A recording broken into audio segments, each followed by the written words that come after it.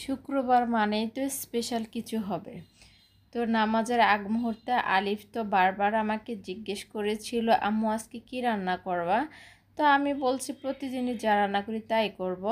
পরে ও চুপ করে আছে, কিছু বলে না। তখন সে নামাজে চলে গেছে। তা ভাবলাম আজকে একটু চিকেন বিরিয়ানি রান্না করে, যেহেতু আজকে ওয়েদারটাও একটু ঠান্ডা ঠান্ডা আছে। তো আজকে চিকেন বিরিয়ানিটা আপনাদের সাথে শেয়ার করব একদম মানে সহজভাবে। আমার ঘরে হাতের নাগারে যে মশলা আছে সেটা দিয়ে আজকে আপনাদের সাথে শেয়ার করব। প্রথমে মুরগিটা হালকা করে ভেজে নিয়েছি, তারপরে পেঁয়াজ বেরেস্তা করে নামিয়ে নিলাম। এই তেলের মধ্যে আদা রসুন বাটা, পেঁয়াজ বাটা, তারপরে এখানে বাদাম বাটা আর গরম মশলা দিয়ে ভালো করে কিছুক্ষণ কষিয়ে নিব।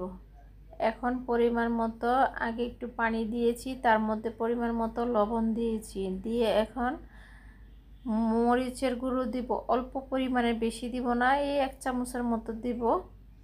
দিয়ে এখন ভালোভাবে আবারও কষিয়ে নিব। এটা হলো জিরে গুঁড়ো আর ধনিয়া গুঁড়ো দিয়েছি। আসলে আমি নিজেও জানি না আজকে কি রান্না করতেছি, হাতের কাছে যা পাচ্ছি তাই দিচ্ছি। এটা হলো রোস্টের মশলা। আর এখন দিয়ে দিব কিছু গুঁড়া দুধ। টক দিয়ে ছিল না, বললাম না, হাতের নাগারে যা পাইছি তা দিয়ে আজকে এই চিকেন বিরিয়ানিটা রান্না করতেছি। এখন ভালো করে কষিয়ে নিয়ে তেলটা যখন উপরে বেশি উঠছে তখন আমি এই ভাজা মুরগিগুলা দিয়ে দিয়েছি, দিয়ে আবার একটু ভালো করে ঢাকনা দিয়ে কষিয়ে নিব।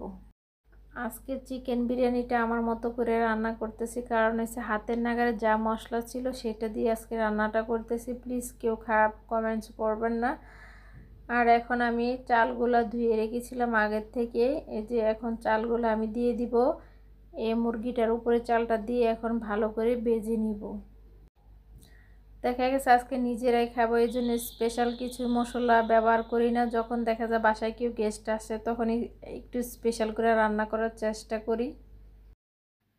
চালটা একটু ভালো করে ভেজে তারপর গরম পানি দিয়ে দিয়েছি।